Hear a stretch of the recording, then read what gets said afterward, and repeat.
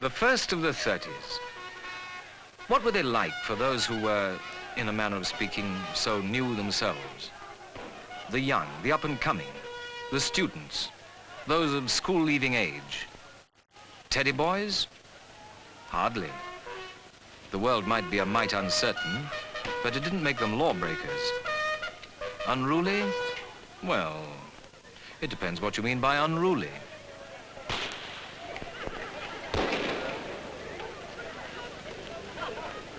In the early 30s, youth was not yet sated by Sputniks, by space rockets.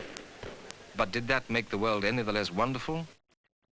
Did you ever take engine numbers? Did you ever feel the thrill of finding yourself on such a crack train as the Flying Scotsman? And what's more, she was talking by radio to an airliner overhead. Not a regular affair, admittedly. Just another of those experiments.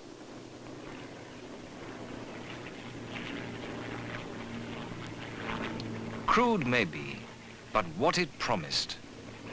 So many of those innovations died that one can only conclude that they didn't work financially, but it wasn't for the want of trying. A train dictation service, for instance. Take a letter so that business and trade isn't held up because of a few hours in the train. Quite an idea, but what happened to it? Then something else for the schoolboy in all of us. Something wonderfully complex and awe-inspiring. That new automatic marshalling yard. One man whom progress has endowed with enormous power. So much did he control.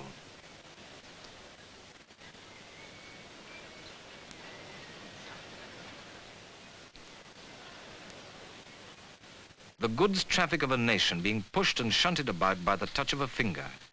What couldn't we do? In retrospect, the 30s might be judged a time of failures, but they were certainly times of endeavor. One field of progress was, however, supreme.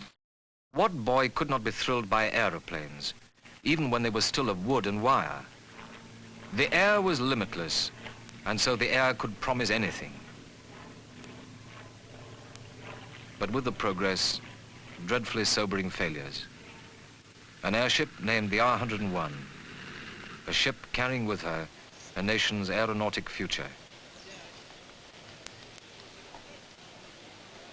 Beauvais, France, 1930. The end of what was to have been an epic flight to India. On board, the Air Minister and the best airship brains a nation possessed.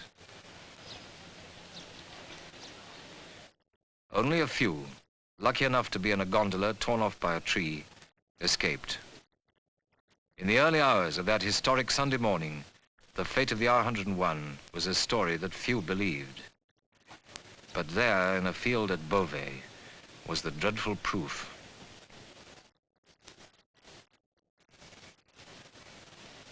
The bodies they found, so badly burned as to be unrecognizable, they brought back to England, and there at Cardington, the airship's base, they laid them to rest in a common grave. For British airships, the end. And for those who sailed with such high hopes, the end too. But though they'd failed, they had not died in vain. The lesson had been learned.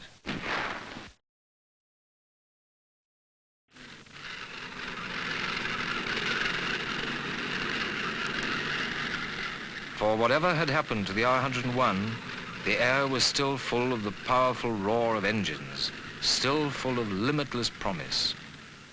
Over the twisted metal in a field of northern France, the London-Paris airliners dipped their wings in salute and then went on their safe, inevitable way.